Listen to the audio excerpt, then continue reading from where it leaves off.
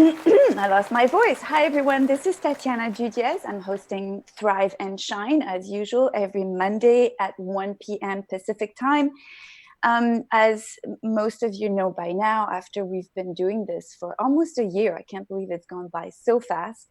We focus on leaders in this world who are living their lives through authenticity, through authentic power, and who are also conscious leaders in their business, in their lives. And every Monday, I have the privilege and honor to have amazing people I meet around the world.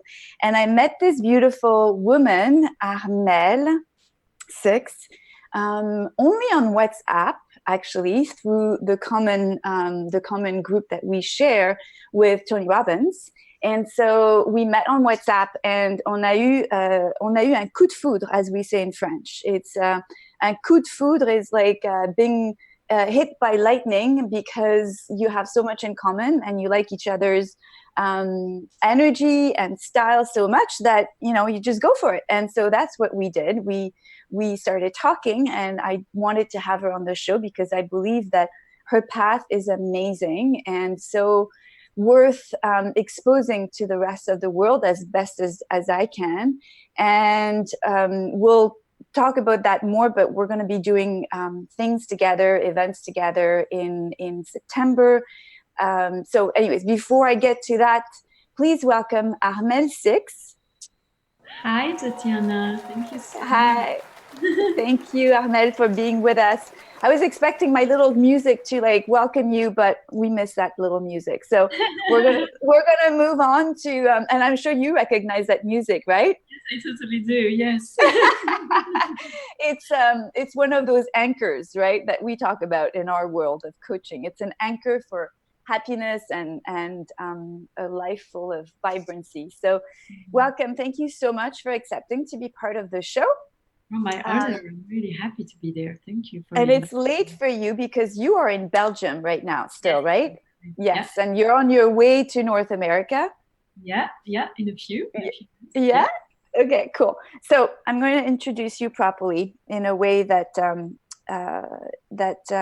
does justice. So you are a spiritual coach, an author, and a workshop leader. You've created this dance called Movement of Life, which I really am interested in and fascinated by, because this is, I believe, for me in my world, and I know for you too, a way to really enable people to come back to their true selves, to the heart of who they really are.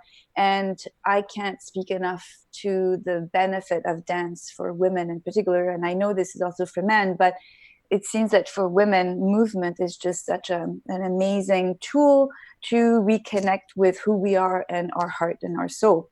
So you are also, so here I'm going to read this because that way I will be able to be a little bit more in tune with what brought you, the events in your life that brought you to this place where you are today. You are a spiritual teacher and a coach, workshop leader, and author whose life completely changed in 2001 when your 13 months old son died abruptly within 5 days. Your future and past had stopped, and you realized that life was only available to you in the present moment. Since 2010, you've been teaching and listening to your inner voice. Since 2013, you've been encouraging people to awaken to what really, to who they really are. And you've been organizing satsangs, retreats, workshops, conferences, and trainings all over the world.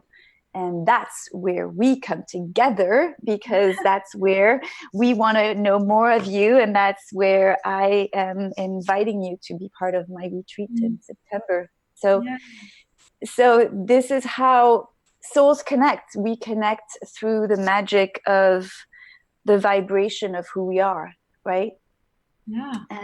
And so tell me more. And I don't want to dig too much into some of the events that have been painful events for you in your past, yet I can understand that you've used those events to understanding a deeper version of life and of yourself. Yeah. So I'm grateful for whatever you want to share around that, but I'm letting you be the queen of your share right now. Thank you. Yeah, it's definitely been tremendously painful, and I never knew that suffering like that was possible. I really didn't know how I could get through it at first. It felt like I would never be able to, but I did. And to me, it feels like I was carried all the way through. I really had a sense that I was actually surrendering so much to the suffering I was going through. And and in the meantime, I was also reconnecting with something deep within myself. And I felt that when my son died, to me, it felt really like time stopped. Like, really, like there was no future, because all the future I imagined with him stopped. Everything that I had possibly made in my mind that my life would be about suddenly stopped abruptly. And then the past, in a way, like it felt like it wasn't there anymore, because he was part of the past and he wasn't there. So it was as if in that moment, I totally lost any sense of identity. Like, I had no clue who I was. I felt that I was a mother when I came in the hospital, and when I left, I wasn't anymore, because I had only one son. And in a way, I could see that I was defining myself by the role I was playing in life. So, which means that I was a mother because I had a son, but then I had no son, so I wasn't a mother. And although I was very young when I had him, I couldn't say that I was a teenager anymore. And I was just about to discover what was to be a woman. So I didn't feel I was a woman either. And I was like, okay, I'm just completely lost. Like, who am I then? And that question opened up more and more. And also another question that started to really circle in my mind was, life cannot just be that. There must be more to life than that. There must be more to that. And I started a few months after to hear my own inner voice that I didn't know even existed before. I started to hear it quite loudly, and to hear, this life is not yours. There is another life for you. And there's a woman living in you that is only asking, that is asking to emerge. And I had no clue what it meant, because I wasn't like that in my life before. I was very logic and like driven by that, and I knew what I wanted to do in my life, and there it was, that everything was scattered. And actually, 3 months after the death of my son, I really had a sense that if I was staying in my life as it was and with his father, I would die. I felt like that's what I heard in myself. Like, if you stay, you will die. So I decided, okay, I'm leaving everything. And in fact, you were dying. I mean, that part of you was dying. Exactly. Yeah. The part that was that had related to my son, actually, it's not even that it was dying. It's like it died at the hospital. I left without it. That's why I felt so lost after. So yeah, totally. And that, actually allowing myself to dive into that, allowed something else. And I started to just listen and follow my own inner voice from then on. Like, since 2001, that's the way I've been living. And I started to outgrow over and over again my comfort zone. I was constantly meeting all my fears and everything that I had limit of, and then starting to move ahead of my limits, and constantly growing and growing and growing my comfort zone. So every time I reached a limit, I was going out of it. So there was another limit, and then another limit, and then another limit, which finally led me to living 1 year by myself in Quebec, traveling, backpacking in the north, in Labrador, Newfoundland, the northern Quebec, and all that. And this was amazing experiences. I lived wide, like really deep opening consciousness experience, awakening experiences during that time, and these travels too. I felt a very deep connection with Quebec. We have that too. Yeah, yes, I heard that. That's crazy. Yeah, and with nature too, I felt like going back to Quebec, to me, it was like going back to nature and coming back to my nature. And all that, I was discovering all that. I didn't really know what it was, but I was discovering that by myself.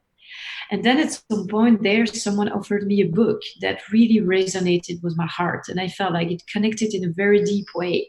And I read it in 5 days. I was just doing that, like reading this book. It was like 700 pages. And I was doing that over and over again all the time. And what book is that? It was called The Disappearance of the Universe from Gary Renard. Wow, And I don't know that book. okay. Of And the universe. Okay. And in this book, he was talking about another book called A Course in Miracles, and he was talking about Jesus. And I actually, when I read this, I felt like, oh my God, this is the Jesus that I knew when I was little. Because when I was little, from 6 to 11 or something, I was talking to Jesus every day. He was like my best friend, and I was talking to him and telling him all my sadness and my secrets, and just like, And that happened because you were raised Catholic? Is that why? Or you just decided to talk to Jesus? well, I actually went to do my communion. We call it like that in Yes, yeah, me too. Belgium. Mm-hmm. Yeah, Mm-hmm.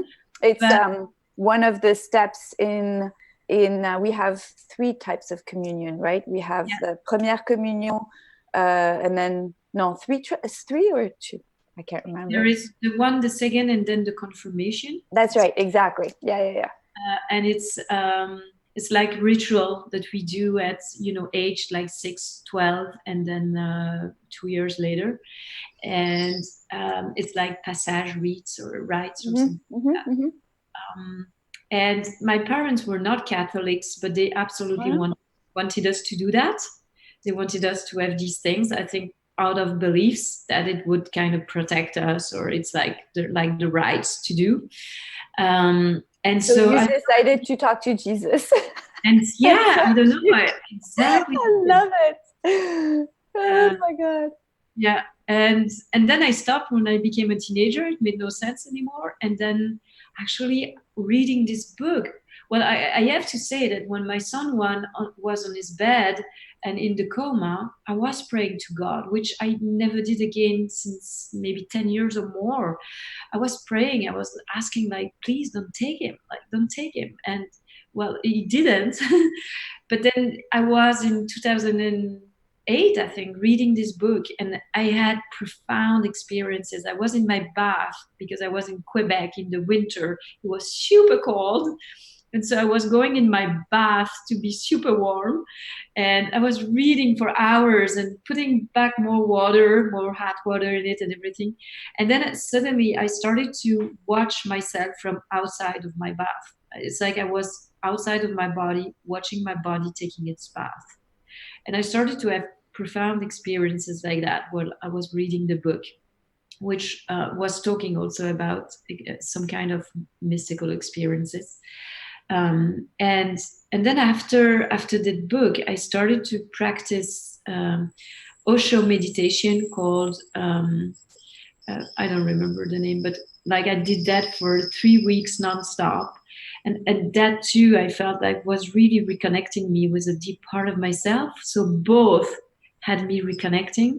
And when I came back to Belgium, I actually went to a study group of A Course in Miracles, and they spoke about a teacher that was coming to Belgium for a retreat, and I really felt I have to go. I have to go to this thing. And then I heard, do not commit to anything before you go to this retreat because your life will change. And I was like, okay.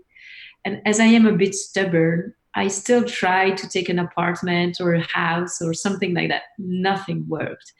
And indeed, when I arrived at Don't the you love when the universe is conspiring and makes everything you want in your head fail because yes, that's not what you're supposed to do? yes, exactly. I Yeah, know. exactly.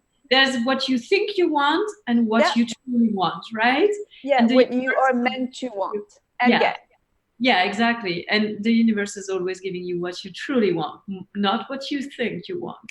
So that was a great experience actually to really see that. And indeed, I did this first retreat, and then I knew I had to leave everything again and to follow that. And I didn't even know really what I was getting myself into, but I went to live for 5 years in the States. And from then on, my life was only about waking up to who I am. It was all about meditation from morning to evening, to learn to live in presence, to learn to listen in a deeper way to life within me, to the universe, however you want to call it, or God, if you want to call it God, within me, and to really learn to live from there, even deeper than I had already done. And it's in a few months and all these years completely changed my life. I felt more peace, joy, and love than ever. I didn't even know that was possible. I felt so awake and so alive. And I felt that when I started to be in service, I felt that this is what I was born for.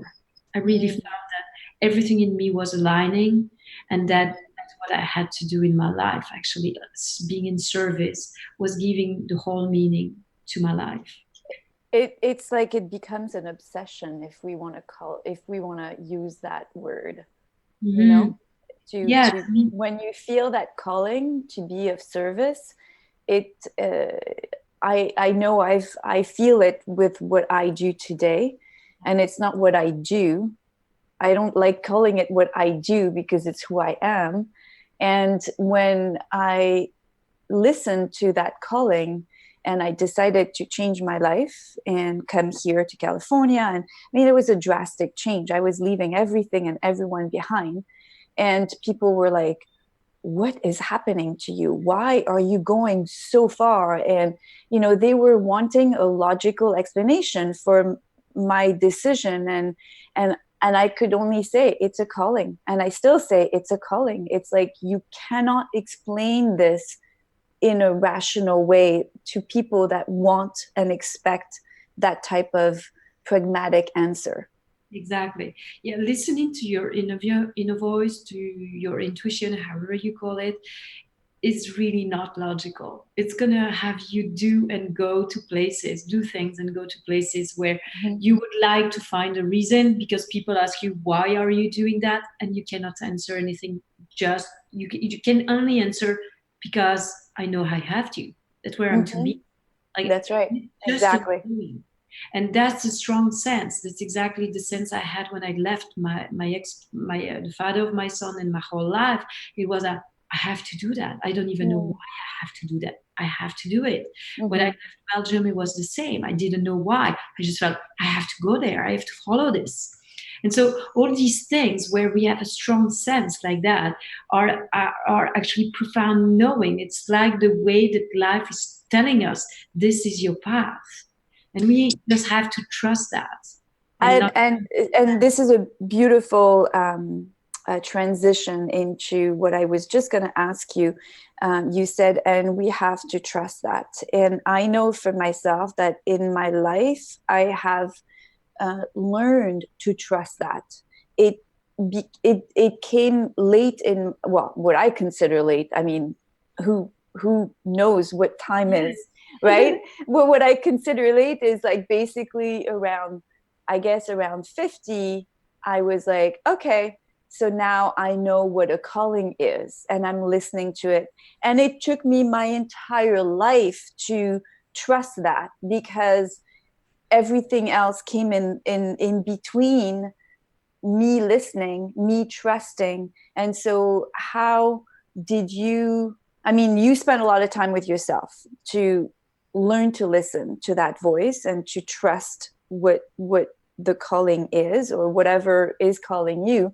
What would you say to people who are still in the process of doubting whatever they are experiencing, that it is what their path is, that it is their calling or their mission or their purpose? How would you help them identify? Well, to me, it would be like, how do you feel when you say yes to it?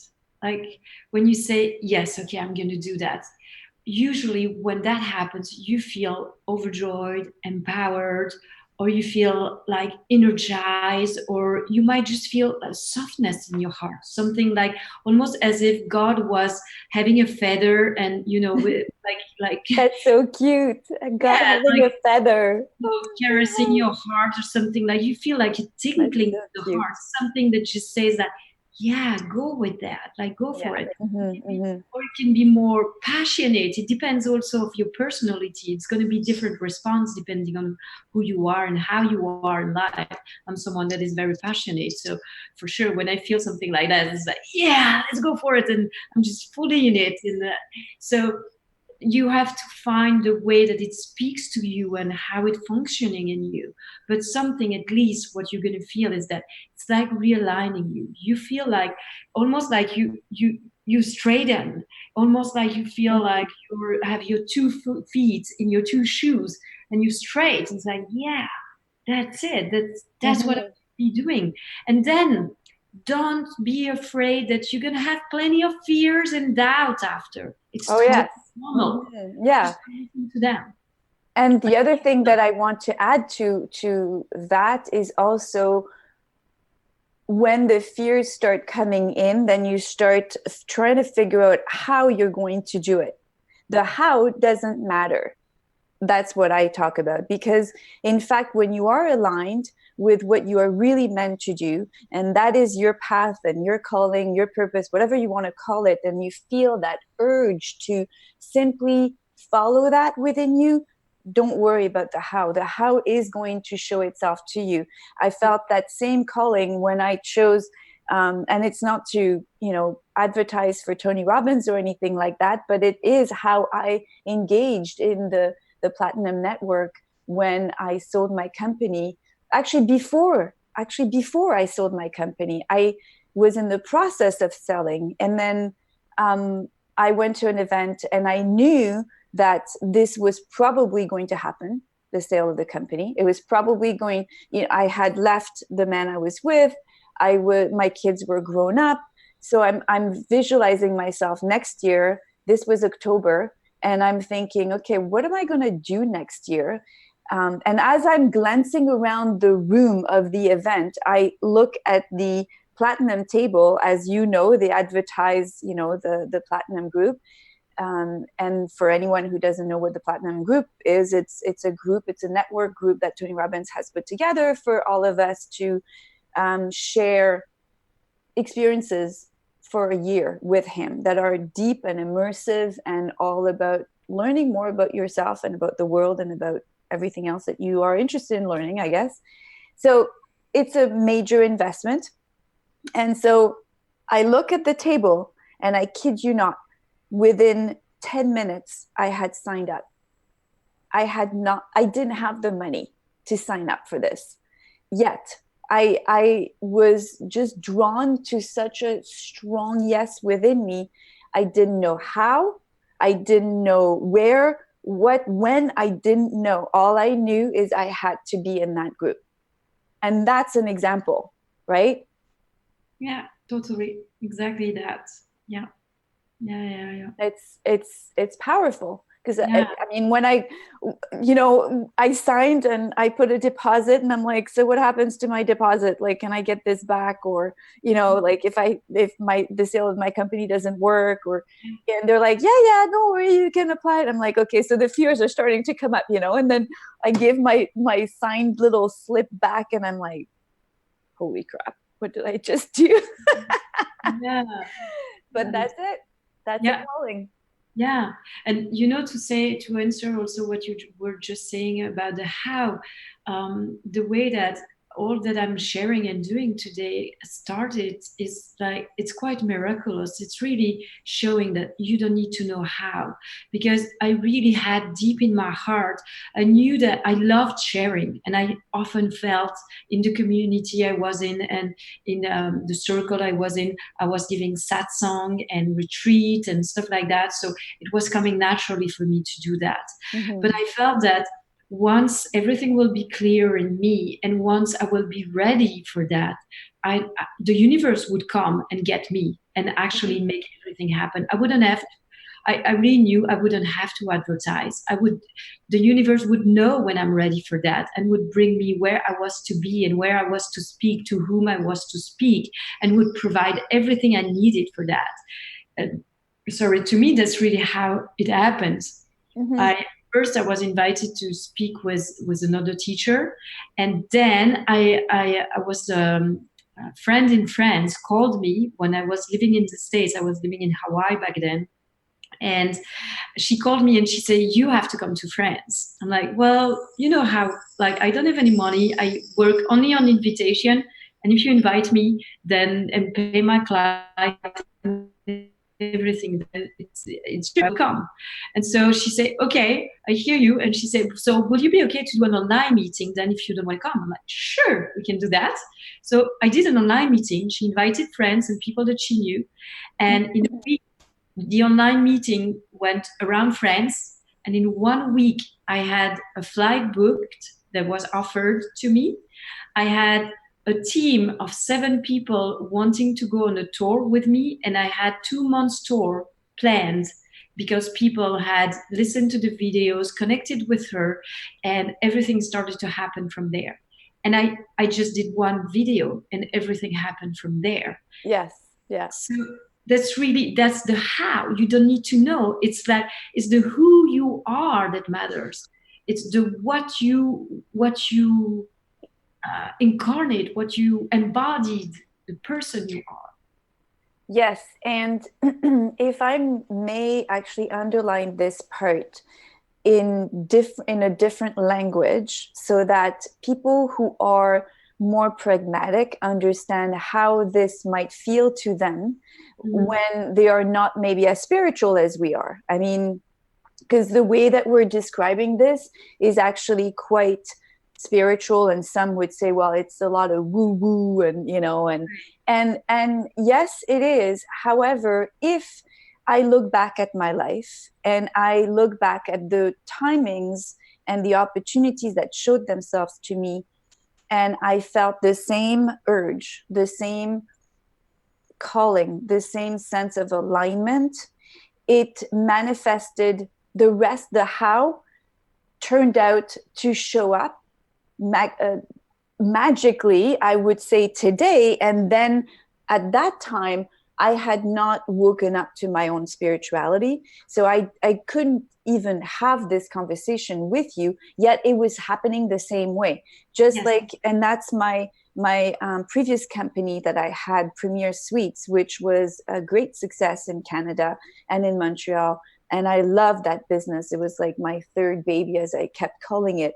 And the opportunity, as I was looking for an opportunity, presented itself through my ex-husband, met someone on a plane. Anyways, it was like the perfect storm.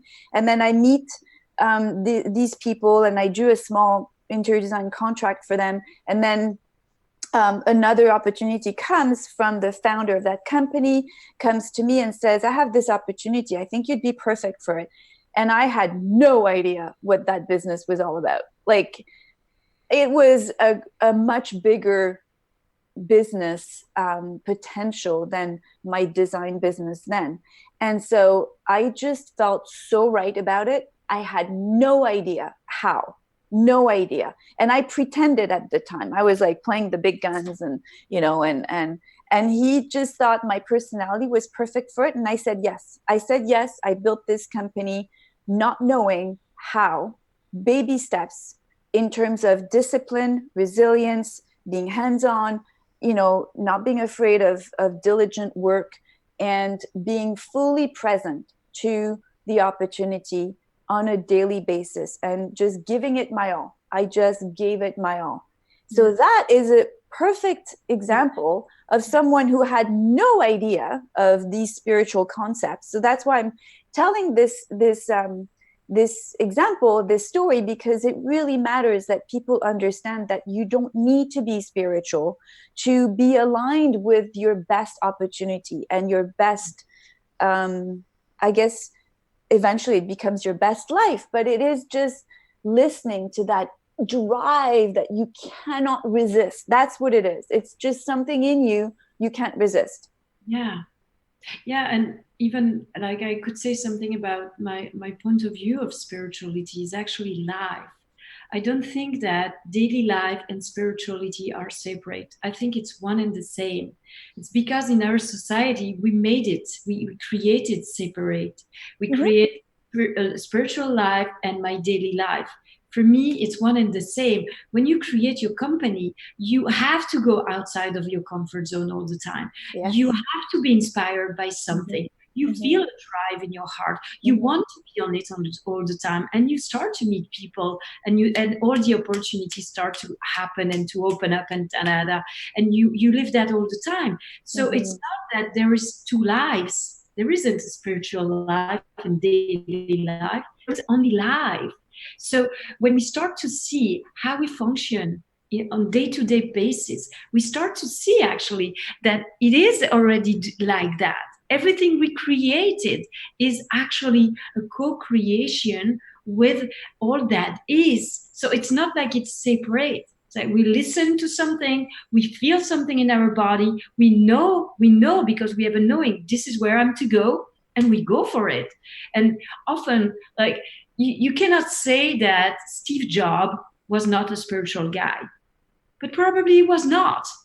But in a way, he totally was, because he had intuition. He knew where he was to go. He Yeah. met the right people at the right timing. They started to collaborate together. There was a partnership that created, and pop, pop, pop, pop, pop, pop, pop, and this Right. happened. Yeah. Was because this guy was super connected to himself, to something that's greater than himself, to the well of wisdom that's within all of us. And Mm-hmm. we reconnect to that. Do you imagine what the world could be? Like, what can we create if we That's start it. to that?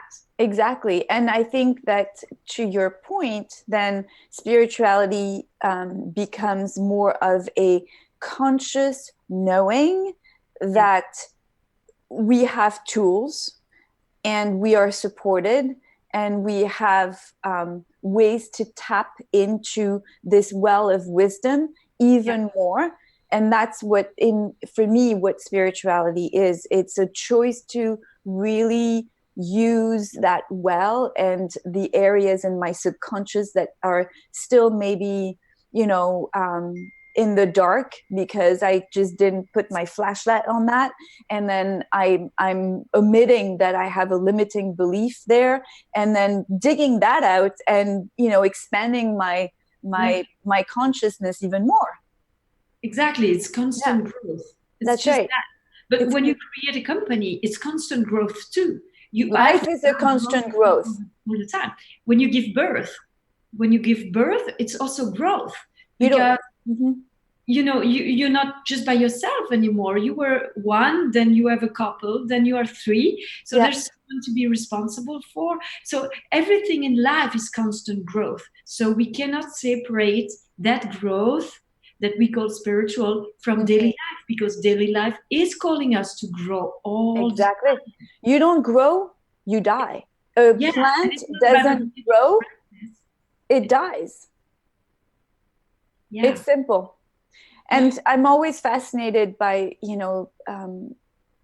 the people who are so scared and in fear of the growth they are facing, because back to the way that we started this podcast and how you told us your beautiful story, and thank you for sharing your story with your son, because it's so meaningful, I know, to you, but it's also meaningful to others to Mhm. understand that to every opportunity, every bump we have on our path, every pain point, every hurt, every disappointment, everything that happens really happens for us. And it's our choice to use it so that we learn from it, because there's always a gift, right? There's always a gift. Now, are you willing to open yourself to the gift and what this gift is actually going to give you on for the rest of your life? It's a choice.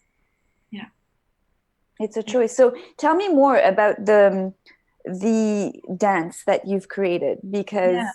I So think I can't wait to experience it. so it's called Movement of Life. And it's a dance that's all about listening to the natural movement of life within you. So which means it really reconnects you with your essence. It reconnects you and it teaches you to be present in the moment. It teaches you to learn to listen to how the body wants to move, what movement, which movement. It could be something very soft like this movement, and that in just that, it's like the whole universe is dancing in your hand because your whole presence comes there and you come to rest in this moment. So just by this deep listening to the movement, you come to, you just come here and settle here in this moment. And then you learn to move from there. How can I move from presence? What is the body wanting?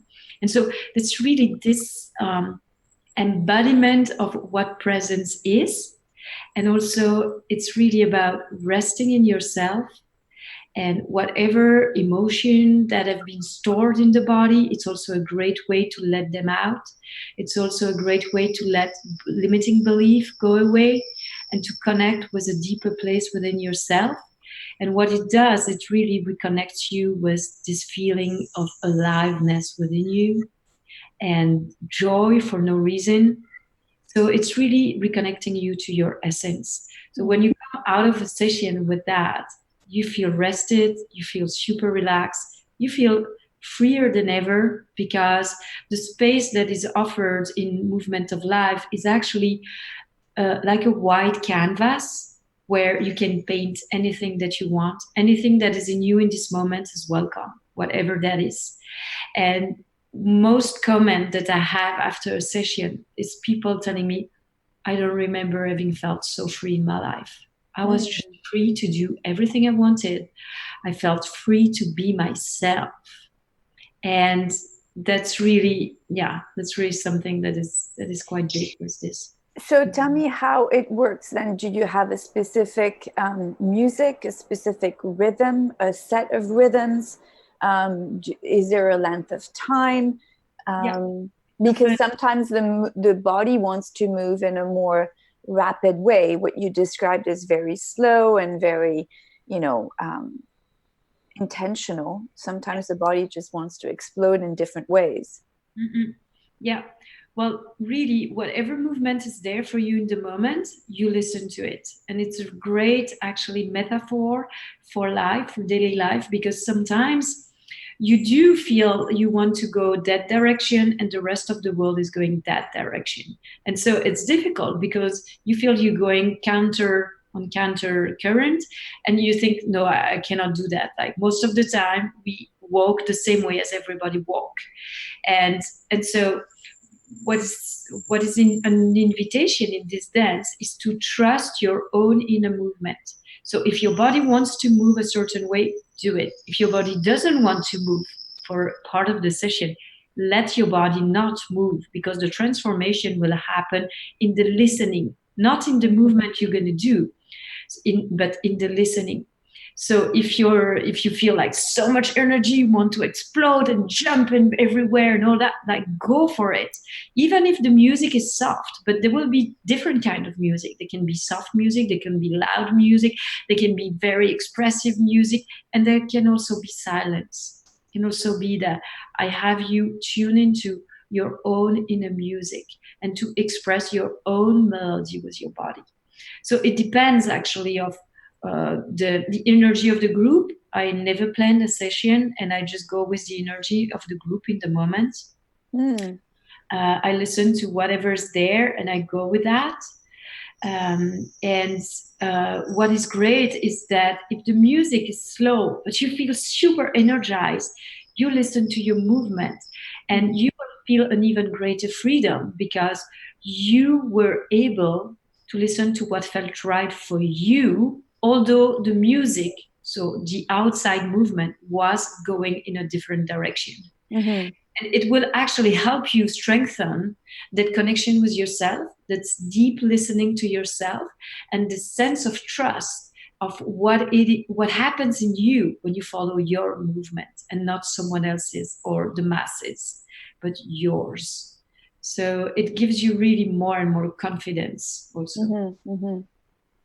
And so do you use this this dance on a daily basis for yourself? What are your daily practices for continuing to listen to you and your voice and your Yeah, soul?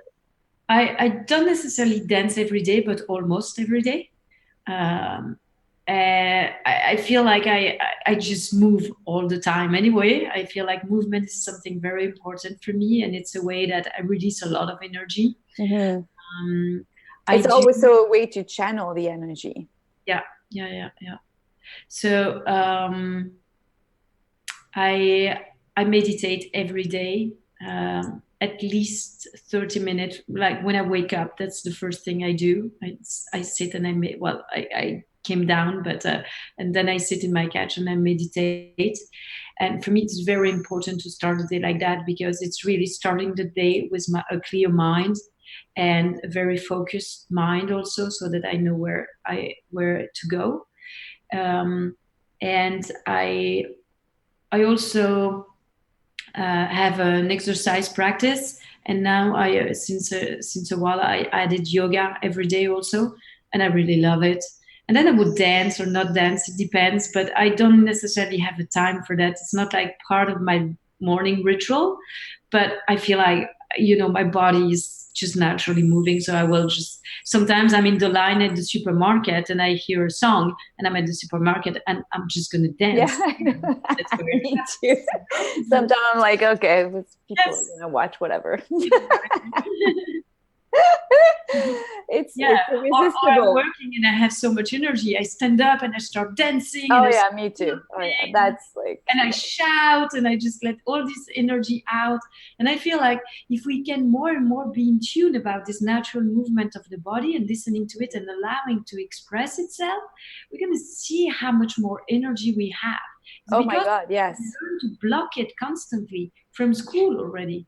The That movement, I feel, is really the way for me anyway. Sometimes if I'm really uncomfortable within, I don't know, it's just one of those days where I'm just frustrated, there is a lot going on, and I will move before I even meditate, so that my when I'm moving, I always get super connected.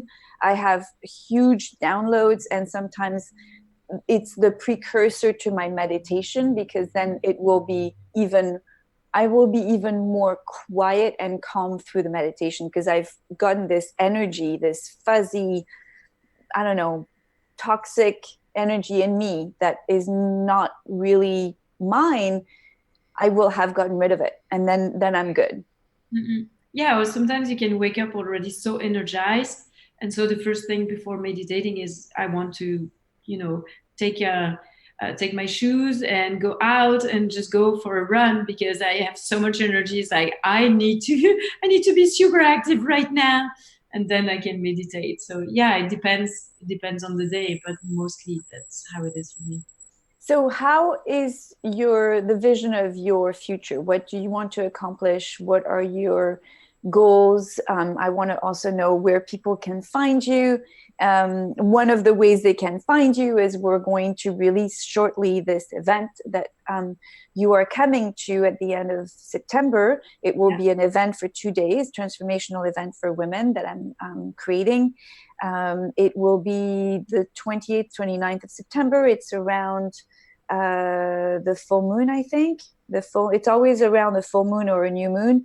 And you are going to be there with us, basically creating and offering this beautiful dance to the women of that retreat. So I'm so excited. yeah. And I Yeah. have to say that it's a very beautiful experience because as a woman, we are so active too. Sometimes we forget just to stop and to Mm-hmm, take some time for ourselves and just mm-hmm, really care for ourselves. And mm-hmm, it's really a moment where you're just there for you. You reconnect with yourself and you're just there for you. It's between you and you, this moment. And just that, it opens up such a connection with yourself. The rest is add-ons, but just that is really already beautiful. mm-hmm, mm-hmm. Yeah, Uh, absolutely. yeah, So and then what? what is your, how do you envision all of that you're creating in the next 6 months to 1 year? What are you doing? Well, I feel I am in a transition phase right now, and I feel like I'm actually releasing my house, and I really have again a calling to travel, to move around. I'm actually coming to LA soon because I want to check the place. I something is calling me there, so I'm happy to come to the workshop with you at the end of September too. I don't know what's going to happen really. I really have the sense that I don't know precisely where I'm going, but I know that I'm going to travel again. And this end of the year will be mostly about that. I will give I created a dance festival that I'm offering this summer in France. I'm also giving workshop in France and in Belgium and conferences in the month of September. I'm also starting a new training because I train people for my dance so that they can facilitate it. So I'm also giving a new training in at the end of October and November. And in between all that, I'm traveling into so many places. Uh, and I feel that's going to be the end of my year. And my sense is also that I have different kind of project that I'm involved into. I've written several books in French, and the last one is about conscious parenting. So I'm in contact with someone in Peru who wants to open a school that is all about conscious parenting. So I'm also involved in these kind of projects. And yeah, there are more retreats and workshops about dance coming. I might give something in Miami Beach in November. I'm not totally sure yet. We're trying to see if it can work or not. Nice. Okay. Awesome. Yeah, so that is impossible. And if you want to discover more, you can also go on my website because I'm also giving coaching, a special kind of coaching that is presence coaching, all about really discovering yourself, reconnecting with your true self, and learn to live from there also, learn to express yourself from there. So my website is armelle6.com. So my first name and my last name in one word, .com, and you will find all the information you need on that. That's amazing. Thank you so much for being part of this show. And I can't wait to actually meet you in person because we've been only communicating like this. Yes. You're in LA soon, so I think we'll get to meet before you venture off to Tony's event in Vegas. And then stay tuned. We're going to release this event that you will be part of. And please go on Armelle's site so that you can discover more of her magic and secret sauce. Thank you so much. Much love to you. Thank you so much. I can't wait to be with you. Thank you for today. Bye. Bye.